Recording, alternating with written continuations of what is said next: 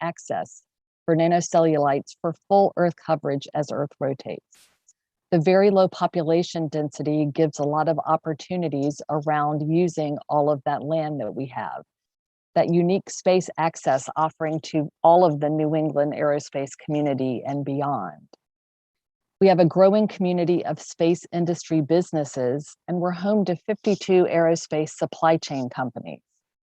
We have strong existing resources and infrastructure, including former air and naval bases in Limestone and Brunswick, land, coastline, and airspace, and aerospace-related R&D in the New England private sector. We also have incredible higher education institutions all around Maine. The shift to the new space economy mirrors the changes in Maine's economy as well. The shift from defense and aerospace to the opportunities afforded by the private sector focus requires innovation, entrepreneurship, and adaptability. And that really is Maine's sweet spot. The new space economy connects directly to the two key pillars of the Maine strategic plan. We've talked a little bit about the talent strategies, but the plan also focuses on innovation with critical but broad action items to increase R&D investment levels in Maine, to raise the investment cap of the Maine Seed Capital Tax Credit Program to incentivize private investment, to revitalize the Maine Innovation Economy Advisory Board to give the organizational scaffolding for the plan, and to more strongly promote exports both internationally and nationally in order to strengthen the climate for startups. We also see the jobs in the space economy as a tactical way to raise wages and productivity and to build more muscle memory around innovation. So what are the ingredients that Maine has in workforce and supply chain? The aerospace and defense workforce, they're a critical subset of Maine's manufacturing industry. As we've already seen, making and manufacturing is a critical competency in Maine, and Maine shows higher than average proportion of aerospace workers in the state as compared to national levels. The new space value chain, however, goes beyond the traditional aerospace and defense applications. And the diversity of potential applications demonstrates the opportunities for the industry to contribute to our strategic vision for a resilient and sustainable economy, and one that does not put all eggs in one or two baskets. The Maine Space Grant Consortium has undertaken a market study to understand how the space industry has the spillover effects and economic outputs we're looking for, and how Maine's current technical competencies connect to the emerging industry needs. The consortium has found key intersections with Maine's knowledge clusters and strengths, and has developed new space use case examples. This knowledge, as you can see, is all well and good, but these competencies must be leveraged through connections to workforce initiatives to be applied to the highest and best use.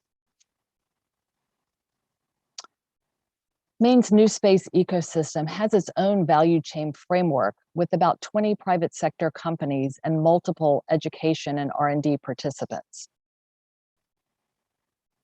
What we've learned, however, is that we're concentrated on the upstream position and need to build out a more robust and vertically integrated value chain. Our ability to foster a critical mass of firms and industries locally in tandem with attracting value chain pieces from out of state will determine the knowledge, expertise, and competitive advantage and ultimate economic impact of Maine's new space economy. The upstream areas where Maine does possess strength are important, however. Maine has a strong background in advanced composite materials, and Maine's shipbuilding industry possesses skills transferable to the space industry. Maine's Space Leadership Council has envisioned a multi-tiered, geographically dispersed space complex to integrate firms and industries not only involved in launching nanocellulite payloads, but also satellite manufacturers, satellite data users, and other ancillary businesses that facilitate activities for those nanocellulite manufacturing all the way to the end user. The project is supported in state legislation and has been funded in part by Maine Technology Institute and the Federal Economic Development Administration. So this is a super busy slide, but as you can see, we have the makings of a great new space ecosystem. But we need the whole to be greater than the sum of its parts. We must continue to connect industry-focused efforts to the overall talent and innovation strategy to truly realize the opportunity of both the new space economy and the Maine strategic plan. So in closing, join us. Come to Maine, see what we're all about. We have something for everyone, so give us a try. Our next presenter in the conference is a space entrepreneur also from Maine, so you'll get to see our ingenuity and passion in action. You've now heard from the generalist, and next you'll get to hear from the specialist. So thank you for your time, and I'm happy to take questions. I'll make my slide deck available to all participants, and I've included a slide with some links for further reading if you'd like to delve deeper into any of the topics that I've raised. Thank you, Martha. What a wonderful presentation. Starting out with the basics. Really, a lot of people don't know much about Maine, and that's very similar to space, right? One of the key workforce pipeline aspects for space is awareness. Oh, there are jobs in this industry. It's not just 7 people at NASA sending people to, sending machines to Mars. No, it's a whole ecosystem, and your numbers actually exceed by quite a bit. The way you are measuring the opportunity of space exceed Foundation for the Future's analysis of Maine that was recently done. And so it's good to see some of those bigger numbers and 52 supplier companies that you all have stamped as part of this industry. So thank you for that. Um, it has been a very difficult 18 months for many small businesses. Can you talk a little bit about that and what you've seen in aerospace, if there's anything particular? Yes, so it definitely has been a really challenging time for um, all industries, I think, in Maine. Of course, the ones that are the most front and center, is our sort of hospitality and tourism industry. And that has been the one that's been, I think, the most obvious to people. We sort of were joking that last summer it was like Maine for Maine people because we were the only ones here and everyone got to travel places that they would never dream of going in the summer. And really things are really bouncing back. What I would say in terms of the aerospace space and really any of our manufacturing is really that supply chain disruption has been, that was really a critical piece sort of during the pandemic. And I think that continues to be the case. But the big piece is workforce. Workforce was challenging for us pre-pandemic and has become even more challenging. I think we've actually bounced back better than a lot of state economies. I think we're at about 4.8% unemployment, but we were at nearly full employment before the pandemic. The Portland area was at 1.8% unemployment. So we have to work And those both people weren't on, looking too hard. no, they were not. They were not. So, and that's the piece I think that's really important is, recognizing the difference between workforce participation and unemployment numbers. Um, so Maine's unemployment numbers are pretty low. There are pretty few people that are actually looking for work. So that's where that workforce participation piece becomes so important is figuring out how to pull down barriers for people who are here but are either not in the workforce or are really, really underutilized. And we do see that a lot as well. Yeah, and in times past, I heard a lot about people leaving rural communities, going into the cities. There's a little bit of a reversal of that. Was that in the 10-year plan originally to try to retain people who would otherwise move away and go off to New York or Atlanta or wherever? So Um, Yeah. So one of the things that we always joke about is that I think the first time that a Maine politician talked about wringing their hands over, how do we keep them down on the farm was Joshua Chamberlain in 1868. And so sort of every generation wrings their hands and says, everyone, all the young people are leaving Maine, all the talented people are leaving Maine. And what we found is, yes, people do leave, but they come back. Yeah. And that's, we actually have a name for them. We actually call them boomerangs, and we actually document them because so many people who leave Maine, go out and see the world, and then they're ready to settle down and they're like, Maine is a great place to raise a family. It's the safest state in the nation. I want to figure out a way to get back. And so they do come back. And we have seen during the pandemic and post-pandemic, certainly lots of people who have been giving Maine a try year-round that previously had not, leaving more populous cities. I think during the pandemic, there were 10 states that saw that sort of migration of professionals from urban to more rural places, and Maine is one of those 10 places. That's great. You mentioned two sort of initiatives, groups that help fund and inspire the space industry in Maine. Can you talk a little bit about those and about incentives that the state has to bring R&D and space operations to the state? Yeah, thanks, Lee. So the key funder that I mentioned was Maine Technology Institute, and Maine Technology Institute has been around a little over 20 years and is a quasi-governmental organization. Funds R&D leading to commercialization in 7 different technology sectors, and then all of those sort of opportunity intersects across those sectors. So MTI really is kind of that key funder leader in the R&D space in Maine.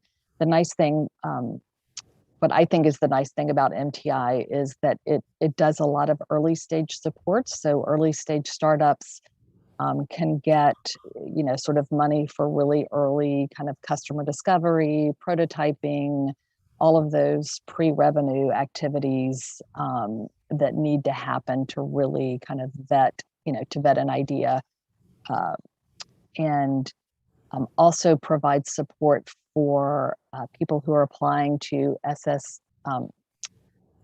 SBIR and SSTR. Yes.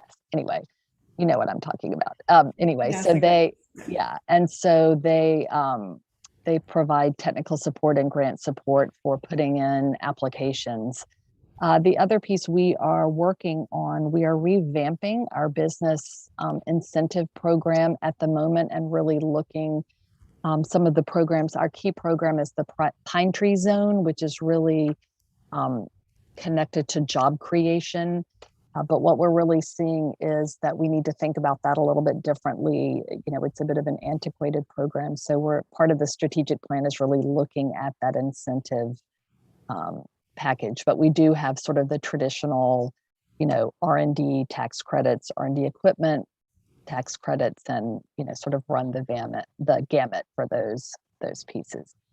One last thing that I would mention, though, that I think is important is we do have those are all sort of on the business side, but we also have the Opportunity Maine tax credit for students to help alleviate student debt. And so students can, or people, anyone who comes and works in the state of Maine can get a tax credit to offset the payments that they make to student debt. And particularly in STEM industries can get a higher tax credit for that. So that's an important piece of what we do. Wow, I hadn't heard of anything like that. Yeah.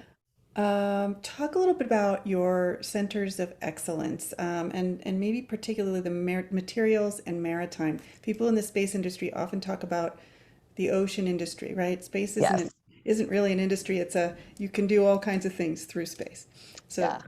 talk about those two centers Yeah. of excellence a little bit. Yeah, so we have some pretty amazing assets that are in both the advanced materials And again, sort of at those opportunity intersections in Maine. So we have natural in the boat building and shipbuilding industry and composites and advanced materials. A lot of work that's happened there that is in a very traditional sense, but then we also have the Advanced Materials and Composite Center at the University of Maine that started as a wood composite center. So it really is focused on, getting value added out of Maine's wood products.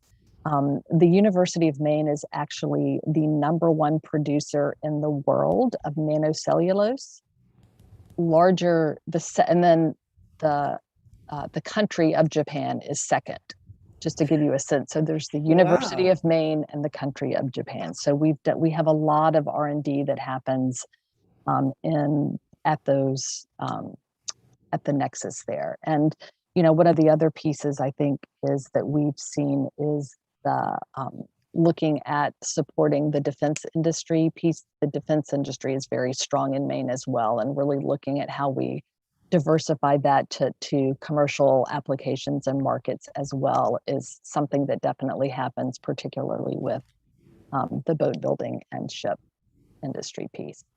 Great. I'm sure that you talk to your counterparts in other states, you meet at conferences, you compare notes, and there's probably a little bit of competition. So tell us about, sort of the trends among states, and then is there something that Maine is just kind of doing on its own that nobody else is doing that you're really proud of? Gosh, so I guess I am really biased because I just think Maine is a great place to live, and we shouldn't even need to do any of those incentive things because everyone should want to live here. Um, but I think, I do think one of the things that is a competitive advantage that people don't necessarily think about is the way that our federal delegation works together. And, I think about things that other states don't have. Other states don't have a Republican, an independent, a very middle of the road Democrat, and a far to the left Democrat. And sort of our congressional representation, we have 2 senators and 2 representatives. But if that doesn't sort of talk about what the real character of Maine is, I don't know what does. And so the fact that they really work together, they're completely accessible. Um, they and that's sort of part of the beauty of the 1.3 million people, I think, is that it's 2 degrees of separation, not sort of the 5 or 6 degrees of separation.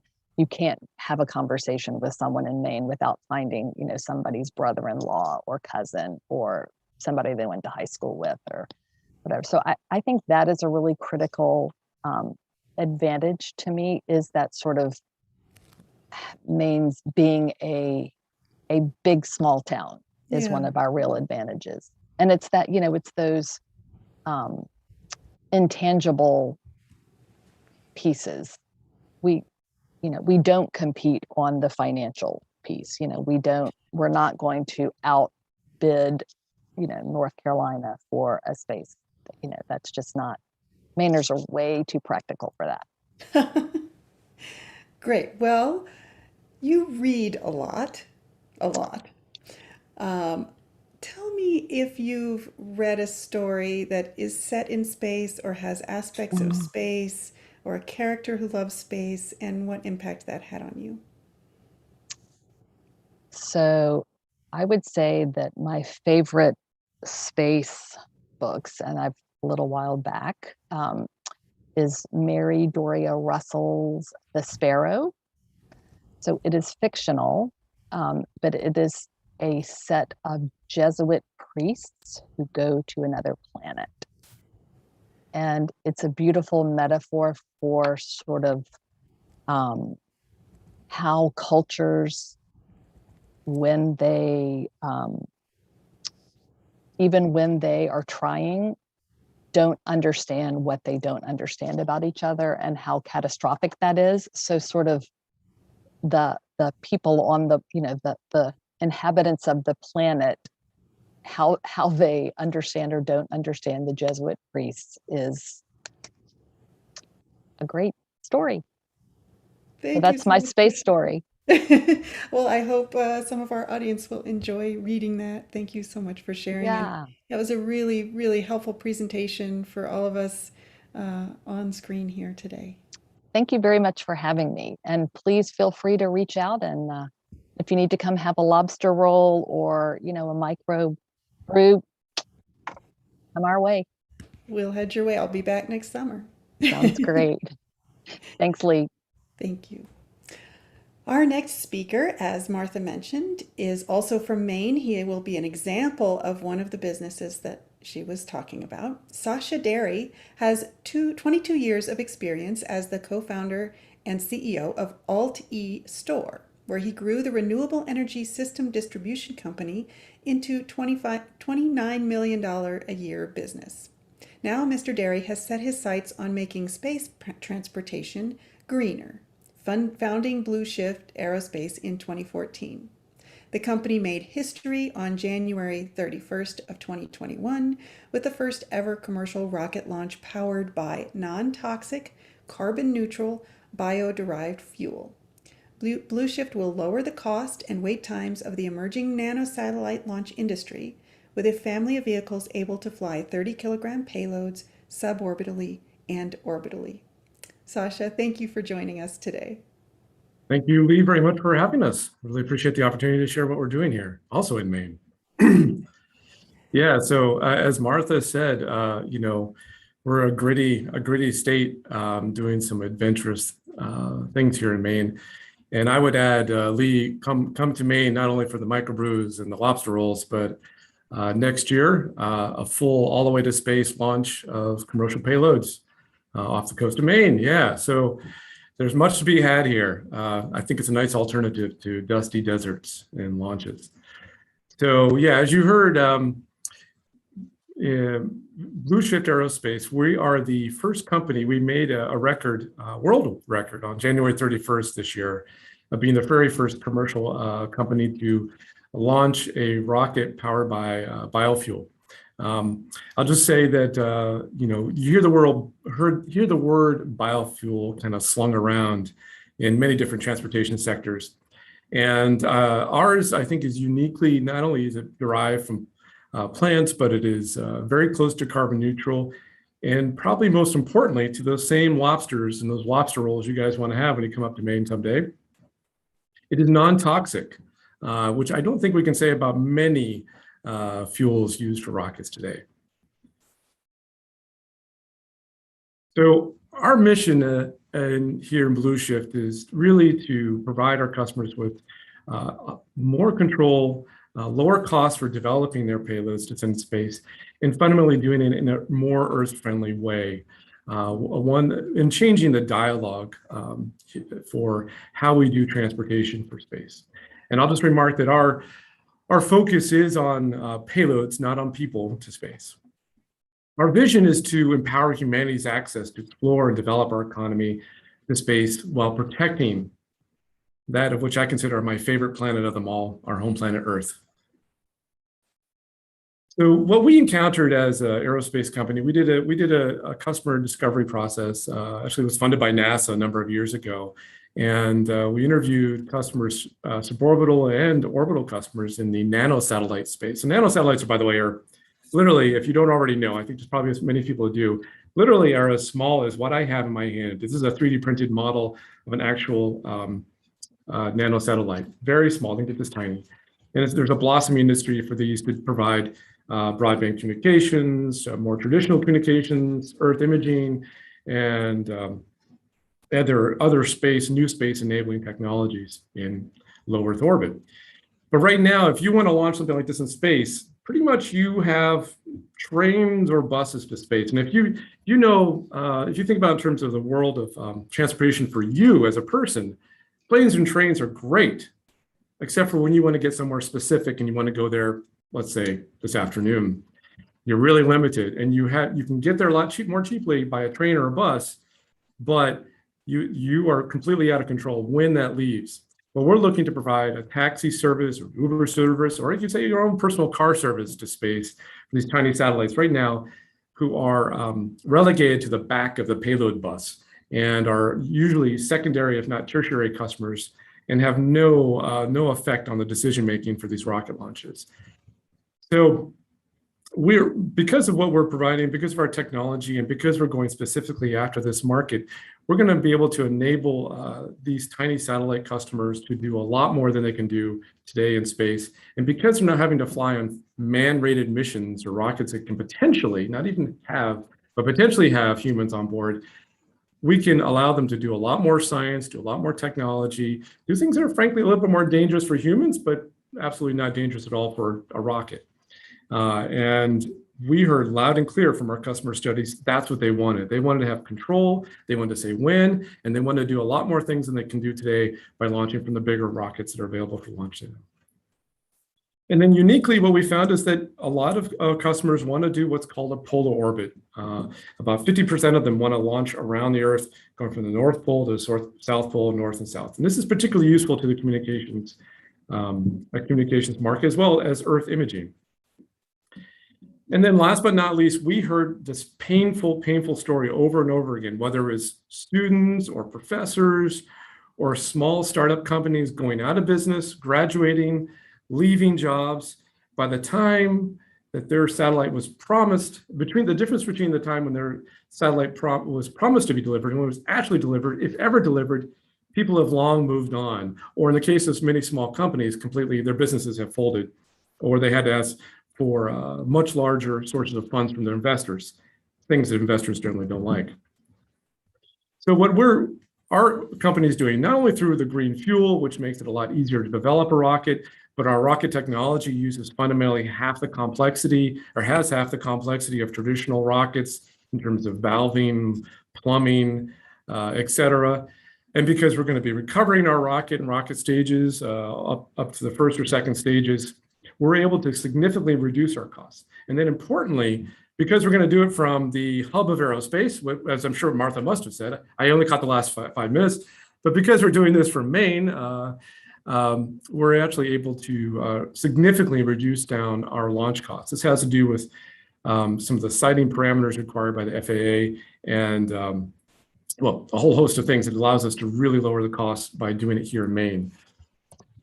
So just a quick overview of what we're doing, because I know this seems, it's, a little, catch some of you guys off guard of what we're up to, but we're doing this in 2 stages, and we're providing 2 levels of service. Our first level of service is to provide suborbital access. And this is what I'm telling you. I told Julie that you'll be able to enjoy a lobster roll after seeing a launch here just up the coast from Bar Harbor, Maine, as we launch to space up to 30 kilograms of customer research projects. These will be largely civil and academic research projects initially, and just a handful of commercial customer projects.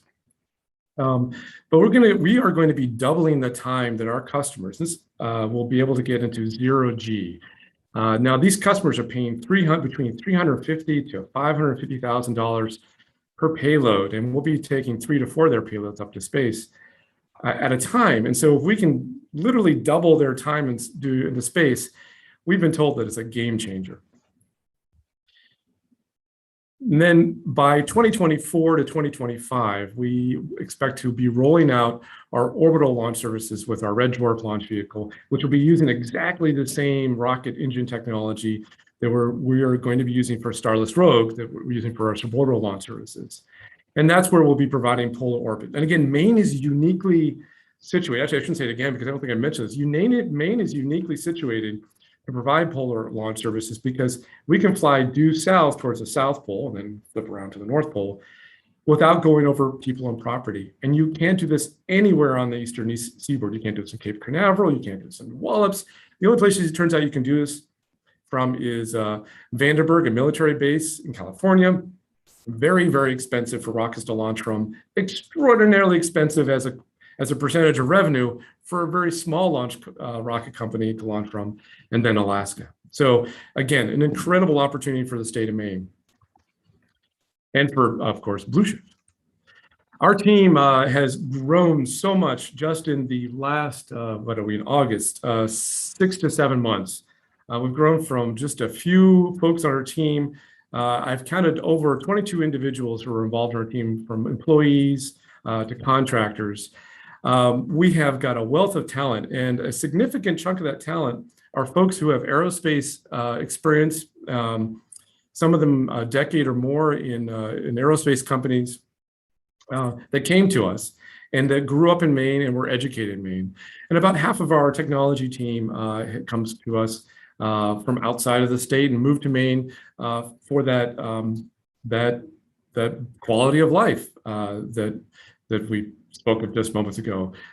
Choosing to live in Maine because it's simply a lot more comfortable, a lot more cost effective, a lot more beautiful than so many places we can choose to live from today. And then we have the fortune that we have a lot of advisors who are involved with us in Blue Shift. Some of them come from Harvard University. We have actually a retired gentleman at MIT is helping us out on the rocket technology, who lives here in the state of Maine. And then there's another one who's hopefully will be shortly joining our advisory team here in the next month that I'm really looking forward to announcing. When you look at, one of the interesting things I thought was when we asked about it was like, where do we get what we get from? You'll again be surprised that we get a lot from here in the state of Maine, a surprising amount. Now, I'll start with our fuel. Our bio-derived fuel, if you've ever heard me say it before, can be had from farms across America, and that includes Maine. Now, the truth is, we generally buy except for the very first engine test, because that's where I discovered this fuel, which was on my brother's farm in Maine. Once we started getting bigger, I started buying larger quantities of this fuel substance and then mixing it together with other substances for our proprietary fuel. But they're currently purchased from outside the state, but within the United States. Now, because we're in the aerospace industry, there's a lot of restrictions on what we can buy outside the borders of the United States. So for the most part, I would say about 99% of what we buy is had from suppliers within the United States, if not all of it. In years past, we've certainly acquired more of it from China until we really started falling under what's referred to as the ITAR rules. Now, a decent percentage of it is actually had here in Maine, all the way from some of the gases that we use for propellant, some of the machining that we get done here, and actually, believe it or not, some of the more advanced materials and fabrics that we use, high temperature fabrics that we will be using in our full-size engine. Now, what you see here is actually, we are manufacturing, producing the Marvel rocket engine and the Starless Rogue rocket here within the next year at the former Brunswick Naval Air Station in Brunswick, Maine. Beautiful place. In fact, there is a brewery, microbrewery, just down the road that named a beer after us. Instead of Blue Shift, they called it Brew Shift. I think I drank half of it. And then my apologies. We are working hard to finalize a launch location off of what's referred to as the down east area of Maine. This is the corridor that's up the coast, just up from Acadia National Park, just where it gets quite a bit less populated. But whether it's RF gear, electronics, there's actually a fair amount of machining we get done, additional composites materials, the fuel itself, some of the other materials we use to build our rocket. This is all being had outside of Maine, but within the border of the United States today. I'm going to show you a quick fun video. I'm not sure if I'm running out of time. This is our historic launch that was covered by the BBC up in one of the coldest days in Maine, in Limestone, Maine, which is even a colder part of Maine, the northern reaches of Maine. I got to say, it was a beautiful, beautiful experience to hear that rocket thunder through the sky. The rocket weighed about 660 pounds, and the thrust from that rocket engine was about 2,000 pounds. Our future rocket, Starless Rogue, which will be launching next year, will be 20,000 pounds. The thrust of our engine will actually be bigger by 4 or 5 times the size of some of our bigger competitors, for instance, like Rocket Lab, based out of New Zealand. New Zealand is also another great example of a location where you don't traditionally think of it as a aerospace hub, but you think of it as an agricultural hub and also a tourism hub that is slowly converting into a new space industry hub. And I believe the same will happen here in Maine. So thank you very much. I want to answer questions, and I'm happy to answer questions, however off the wall they are. And no, our fuel is not manure, which is usually one of the first questions. Is it really? It is not manure. It's not. All right. So, how did you get the idea to jump over from renewables into applying that expertise in space? You mean you were in software after all, right? I was in, let's see, I worked in the hardware side of things way back when in telecom manufacturing. And, but my academic careers, I got a degree in physics and I got another degree in electrical engineering. But my passion since being, I was born in the early 70s, my passion, like so many people, is for space exploration. And I have to admit to be moved by the more, the Hollywood stereotypes of Star Wars and the very first Battlestar Galactica, let alone the later ones. But like me, like so many people my age, were really frustrated by the lack of progress and exploration and the fact that we don't have moon bases, let alone exploration, human exploration out to Mars and beyond.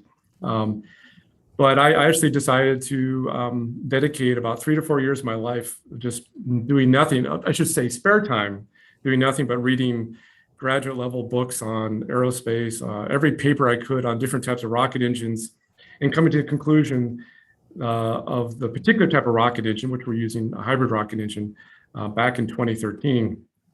And the fact that we encountered with this fuel was complete happen chance. I was doing a rocket engine test with an engineering buddy of mine in my brother's farm, and we just happened across this fuel that was on his windowsill. And I said, this would be a beautiful story and ethically feel really good if this fuel would work even like 80, maybe 90% as well as traditional petroleum derived fuel. And it turns out it worked better.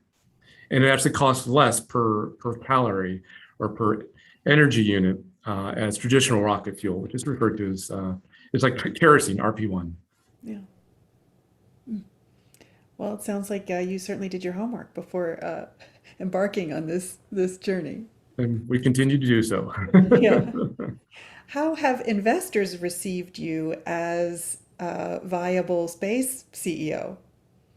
Yeah, I think there's a real like double take when they see me as a I'm not an aerospace engineer, but I think when they learn that I have the technical chops and I've been in a technical industry for decades of one shape or form or another, and more importantly, I've run a business successfully over the last 22 years, a company, by the way, which is up for sale if anybody's interested, Alti. Potentially, but we are, I think when people see that, they realize that as long as I'm hiring the right talent and the right people who are capable of making a difference, and that was easy lesson for me to learn. Get the right people, get them on board as quickly as we can afford to, and demonstrate to our investors that we're moving the needle. Then they become interested. And I would say that we're going to see some remarkable things here in the next month or two as we've literally just completed our initial round of funding from a crowd equity funding round at wefunder.com. And we are pushing from $500,000 to $1 million. So if anybody wants to invest, please feel free to join on board. But that first allotment of money is going to allow us to build a full-size engine, which will be roaring here at the southern end of the runway within about a month and a half. We're very excited about it. So I think it comes down to, in our industry, a lot of people speak the big speak and promise hundreds of launches per year. They promise beyond the stars in terms of what the opportunity is. Me as a business owner, I want to promise something not only that I can hold true to my investors, but hold true to our staff and to myself, because I want this to be a sustainable company for decades, if not more, in the years to come. Great. There is a lot of competition in the launch business. You've carved a niche for yourself, but you're a little bit of a late entrant in a very competitive area. Talk a little bit about that and how you're approaching it. Yeah, there's probably, I think the last count I heard was about 140 different plus companies developing rocket engines and with the promise of developing rockets. And many of them captured our minds in the media today. But even many of the ones you hear today have not successfully launched anything. They have been stuck in the rocket engine development stage. And that is by far a difficult stage to get out of. With our launch, as small as the rocket was, 660 pounds, we demonstrated that we were able to not only go from developing our engine, but to actually launching a rocket, to acquiring customers, paying customers, and safely returning their payloads to them. And we did all that in less than 9 months after we completed our rocket engine. I think speaks a lot about our gritty team and the perseverance that our team is capable of. So we may not be as showy, and we may not talk the grand talk as others, but I think what is to be watched is to watch what Blue Shift actually does and what we actually do going forward. And I think I've tried to not overspeak both what we plan to be doing and what we are doing. And I would just end with one thing. One final thing is that we are going after a very niche market. And we chose that. We looked at all the competition. Everybody's going after the sort of the bus or larger, 200 kilograms or larger for the most part payload. We're going after a much smaller payload size, where really these nano satellite customers there can be just 1 or 2 or 3 of these customers on board, and they own the rocket. They are the primary payload. And that's really thanks to our technology that we can get our costs down that much, to the point where we can afford to be cost effective to our customers, yet very profitable for Blue Shift and our investors. Yeah, and you talked a little bit about the FAA. I know that there was legislation sponsored by State Senator Shenna Bellows in support of spaceport and launch site development right there in Maine on the ground. Talk about how that has factored into your business. Thank you. That's actually a really good point that I totally skipped over. But a couple of slides ago, you would have seen there's one of the things we have in Maine are handshakes. That is the Maine Spaceport Complex.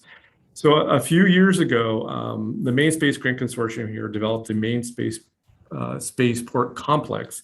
And this is an effort afoot to develop the whole infrastructure, not only the launch site and the telemetry sites, but also the infrastructure to support blossoming new business that want to enter into the new space sector and move their companies or start their companies in Maine. And we're very proud to be part of their effort. And in fact, part of their effort does significantly reduce our cost to get to launch and reduce our timeline. I once had somebody tell me just a week ago that our boldness to launch all the way to space next year is a psychotic goal, but he said it grinning and so thrilled that we're doing that. So again, I think we are to be watched and to be seen what we really do, and make sure our words stick with our promises. Yeah, it's a great approach. It reminds me a little bit of the lean startup, where you're really doing it in the right direction. Yeah, you want to be fasting, but not to the point of death. Right. You want to be doing it nimble, and you don't want to have too big of a team. And I've seen this both in the telecom world and in the solar world. If you develop too large of a team, you can't move agilely forward. And so it is difficult. There's a point where you have to there's critical people. You need every part of development of a rocket and its launch services and the customer base and the investors. So it is it's difficult to keep that team small, but I am endeavoring to keep it as nimble and as tight as possible. That's great. Your experience in those other businesses is really relevant. There was an earlier speaker who talked about how the space industry really needs people with outside expertise, and you're a great example of that. And how to run a business profitably. Yeah. So Martha talked a little bit about boomerangs, people who leave Maine, graduate and go off and see the world, and then think, that wasn't so bad after all, and they come back. Did you leave and run Alti from somewhere else, or did you stay in Maine this whole time?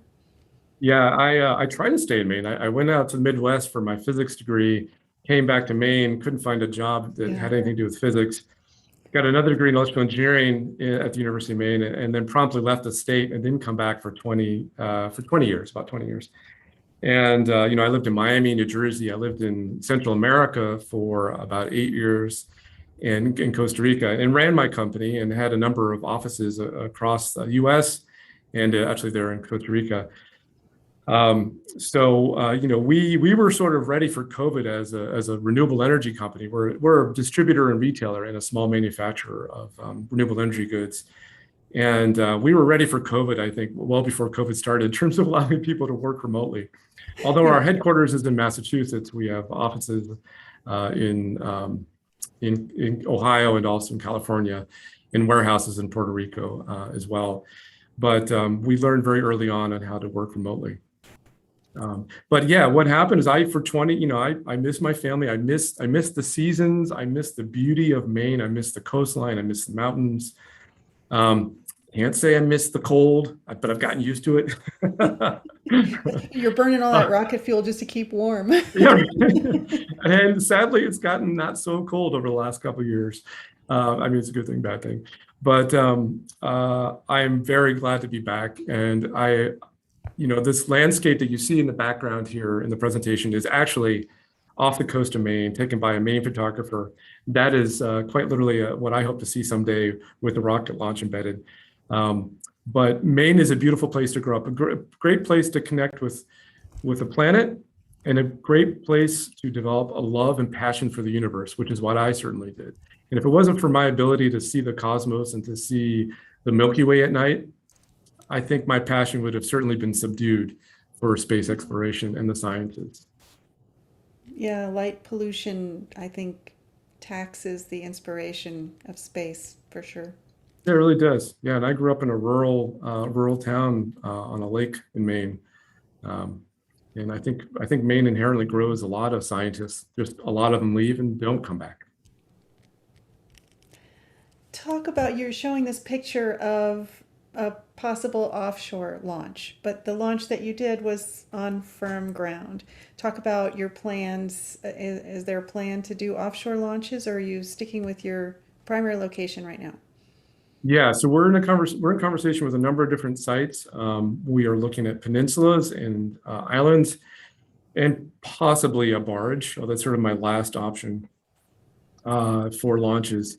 And the key is to kind of get that careful balance of making it logistically easy to get to that launch site, but at the same time far enough away from people and property that we can really lower our exposure for insurance.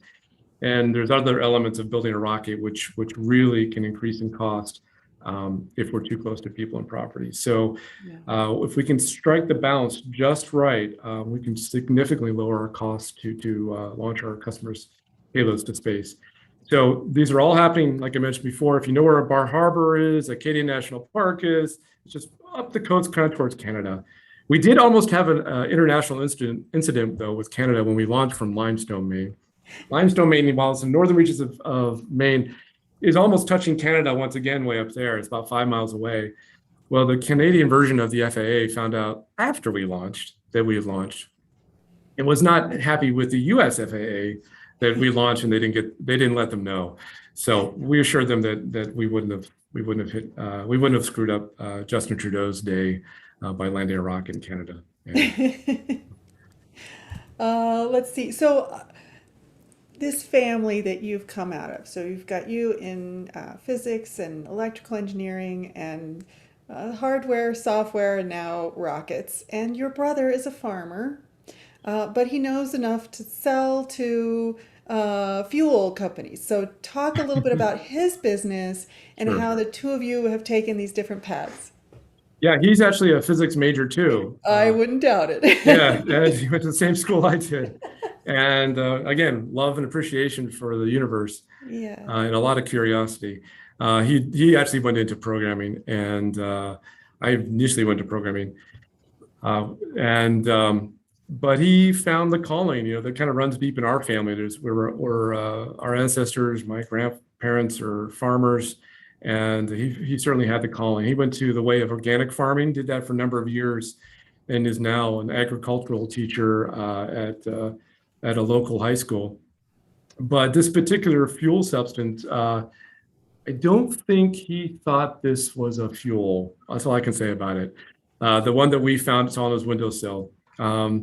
I just thought, I think that could work. Let me just try it out. And it was about 2 weeks later that we had a fuel grain or fuel core, as we like to call it, ready to test out. So He was more in the sector of providing food for locals. That's wonderful. One of the industries Martha said was really at the heart of Maine. But aerospace is growing, and we're so glad you're there to represent, and grateful that you made the time today. Thank you very much, Lee. I really appreciate it. Thank you. All right. And that, let's see, is Tom Olson on the call yet? Let's see. Why, yes, I am. Hi, Tom. Hey, How how are are you? All right. Great to see you. I just wanted to give an opportunity for us to talk a little bit about tomorrow's New Space Business Plan competition, which will be taking place from 10:30 to 12:30 Eastern Time on this program tomorrow. So, Tom, you've been running this program, and we're really excited to have you back. Tell us a little bit about the competition this time. Okay. Thanks, Lee. Yeah, it's been another wild ride with all of this. We have I'm gonna give thanks to some great coaches: Jason Held, Robert Jacobson, Jeff Crugan, Michael Lane. Going through some rounds of coaching with all these great teams we do, as I say, and Kevin Russell, of course, who's here, and he did an incredible job. This is part of our service after the sale. I mean, you guys, through your sponsorship, you provide this great platform for us to do this. But in addition, we try to go and work with the teams that are presenting and really help them out and help them be their best, and so they can give their best pitch. And I have to say it, the teams we're working with this time, I think, are as good or better in many ways than the teams we had last time. There's only 5 of them this time around. One had to drop. We had 7. One had to drop out for work reasons, and the other one, after going through the coaching, said, "I don't know if I'm ready for prime time." So, fair enough. Okay. The good news from that is that with the 5 teams we have, they're some of the most solid and most competitive teams on probably the most level playing field I have seen in all my time doing this. And this will be the 20th New Space BPC that we've been involved with. So over the last 11 years. So getting a chop or two, and it's working out well, and we draw a good crowd. The teams we have, I'm just going to mention their names. I'm not going to say anything about them because I want you to be there and learn all about these guys. The names are Celestial, Esper Satellite Imagery, Off-Planet Research, Spaceborne United, and Space Industries. Esper and Space Industries are from Australia. Off-Planet Research is from Seattle. Celestials are somewhere in the Midwest, I think it is.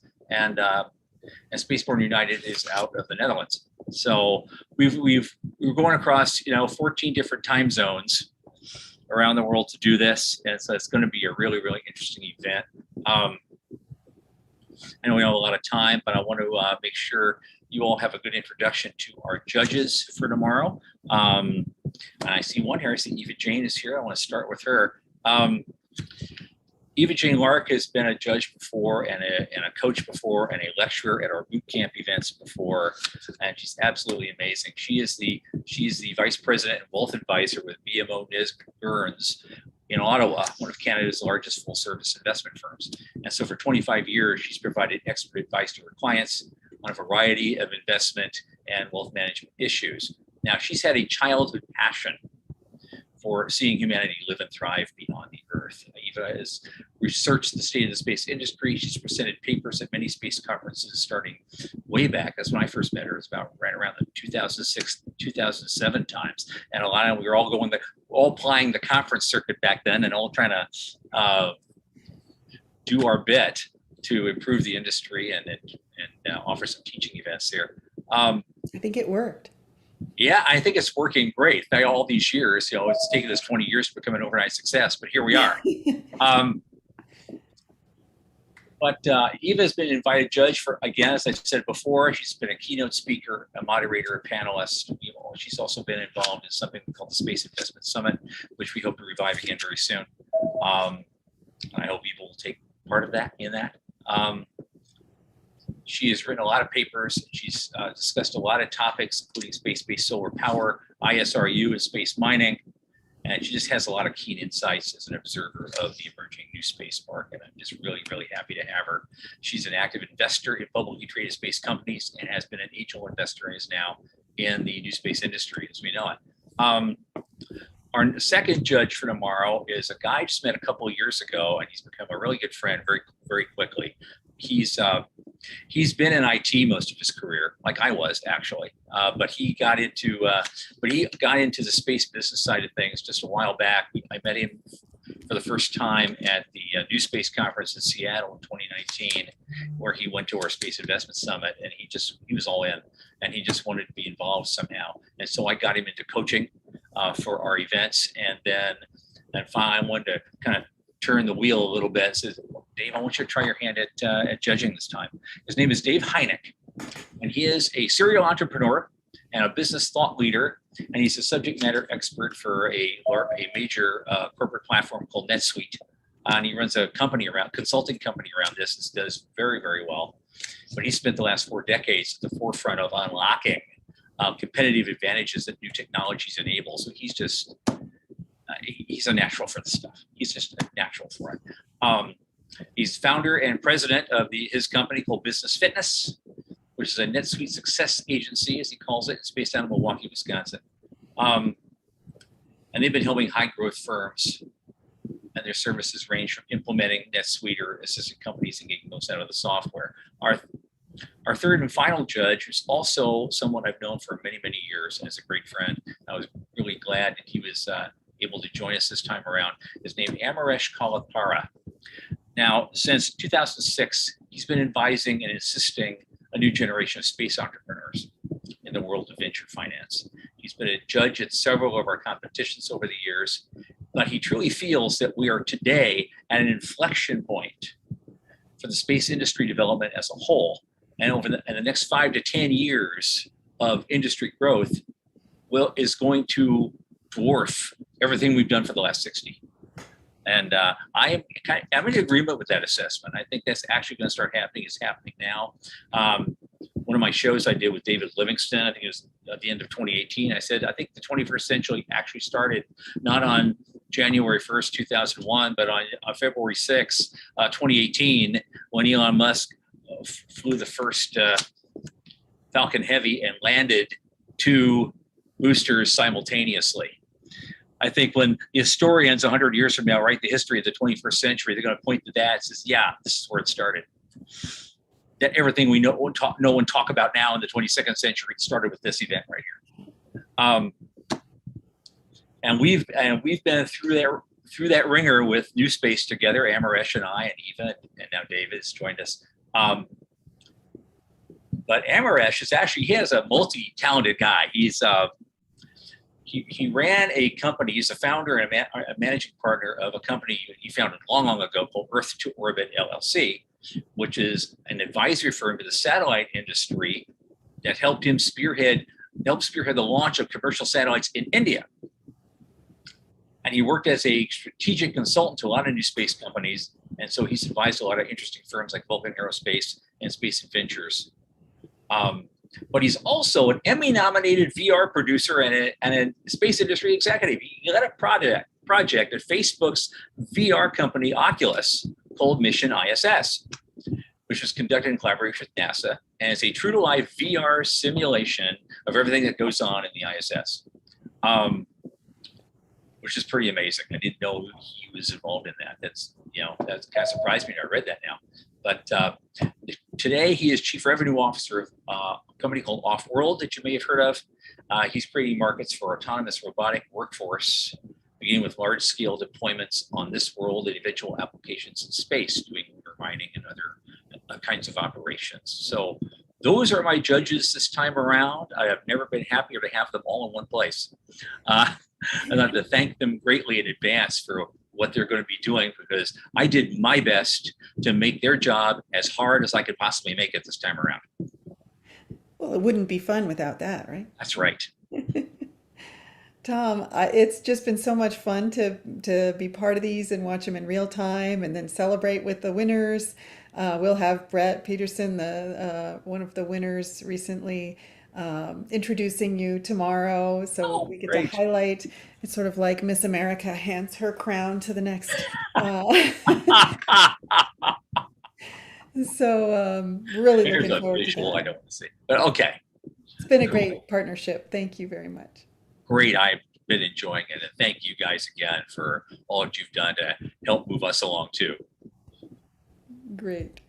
Well, for tomorrow, I am going to share my screen for just a minute. And let's see if I can find. Nope. Gotta be in the front. Tomorrow, after the business plan competition, will be, there it is. Oh, it wants to play the ad again.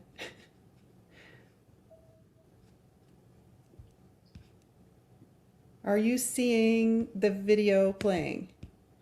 Yes, we Yeah. cannot hear it, but it's great. Yeah, I didn't want to play the sound because that would damage our rights to stream on YouTube. Yes. So this video is the band OK Go. It's a music video that was shot in a parabolic plane in Russia. And we will have the lead singer there, who's the guy in blue, on our show tomorrow, right after the business plan competition. So he'll be talking about the arts in space and this video, the history of this video, and their decision to make it. So looking forward to that. And we'll also have the new space business plan competition, and we'll have more speakers on workforce and industrial base, including the inspirational Shelley Brunswick. Looking forward to seeing you all there. I'm Lee Steinke with Space Foundation, and we'll see you with and Foundation for the Future, and we'll see you tomorrow.